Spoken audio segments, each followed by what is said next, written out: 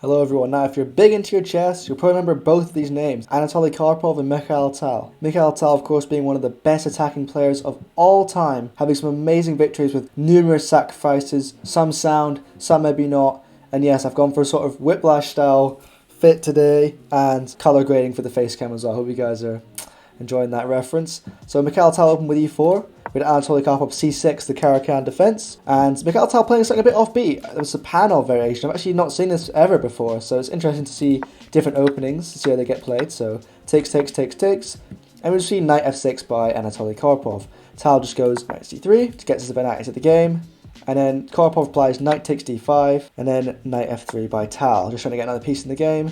And then Karpov exchanges, knight takes c3, b takes c3 played by Tal, and then g6 by Karpov, trying to fianchetto that dark squared bishop. d4 by Tal, trying to take some central space. Bishop d7, just continuing with his plan, and then bishop d3 by Tal, getting his bishop into this little hut that he's created. Then we have castles, Karpov gets his king to safety, and just castles again by Tal. So a pretty simple game so far. You're thinking, where's the craziness? Well, we're going to get there. Knight c6 played by Karpov. Tal just goes rook e1, getting a rook on the open file. Rook e8 by Karpov.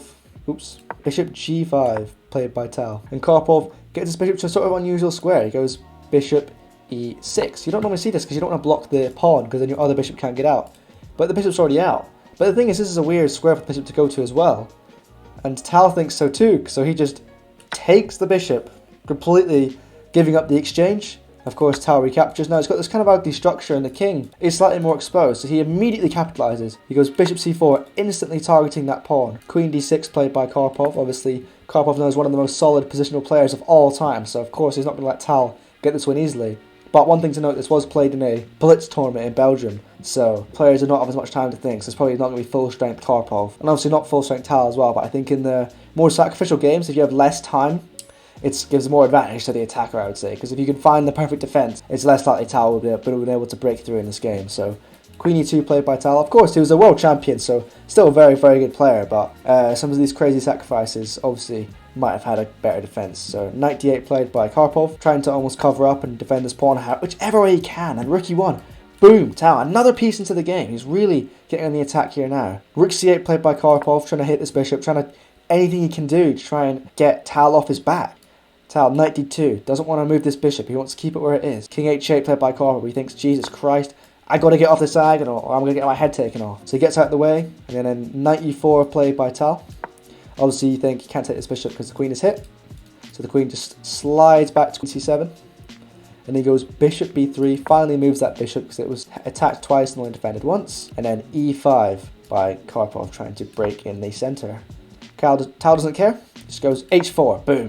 I don't care, I'm just going to attack you. E takes d4. Tal, don't care. h5. G takes h5. Karpov's like, Jesus Christ, this guy is tearing me a new one. Queen takes h5. Boom! Tal, another piece in the game. This king is just getting absolutely shafted this game. Rook f8. Karpov's like, please, stop this attack. Let me get a piece in the game. Please defend my king rook. It's all I have left at this point.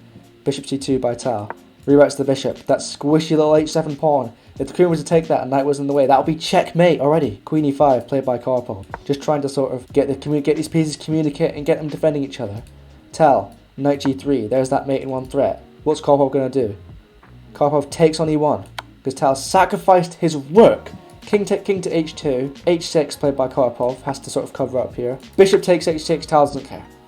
Sacrifices a full bishop just because if Karpov were to take, then he would take back with check here and then up mate on the next move with queen h7 checkmate. So king g8 played, only move, and then bishop takes g7 played by Tal. Sacrifices, well not sacrifices, trades back the bishop. If the king were to take, again it's a similar mating pattern here, but the king would sort of slide out and then you have things with the knight check and things like this, so it's definitely a similar mating pattern. And then Karpov just goes rook takes f2, says, screw this, I'm just going to attack you now.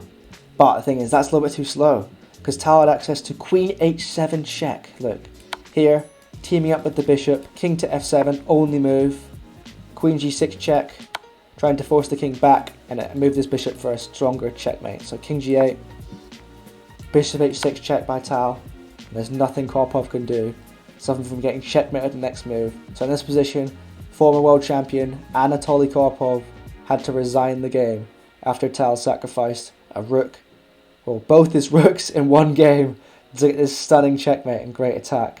in the pan of Karakan. A very unusual opening, so hope you guys enjoyed that one. A little bit of a quicker one today, but still a very amazing game. That's why Tal's one of my favourite players, one of the best attacking players of all time. So yeah, that's it for today. Hope to see you guys in the next one.